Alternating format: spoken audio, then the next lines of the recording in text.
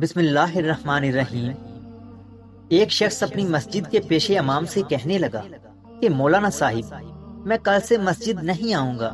یہ سن کر امام صاحب کو بڑی حیرت ہوئی اور وہ پوچھنے لگے کہ کیا میں اس کا سبب جان سکتا ہوں؟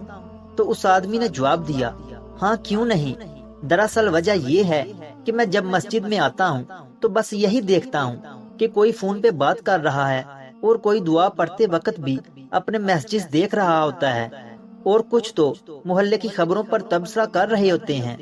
امام صاحب وجہ سننے کے بعد کہنے لگے کہ مسجد میں نہ آنے کا فیصلہ کرنے سے پہلے ایک عمل کر کے دیکھ لو۔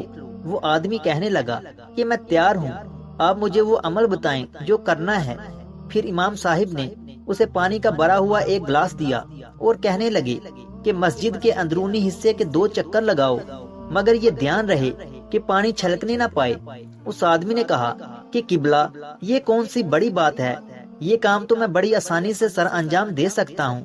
اس نے وہ گلاس لیا اور پوری احتیاط کے ساتھ مسجد کے اندرونی حصے کے 2 چکر لگا ڈالے اور مولانا کے پاس آ کر خوشی سے بتانے لگا کہ ایک قطرہ بھی پانی نہیں چھلکا۔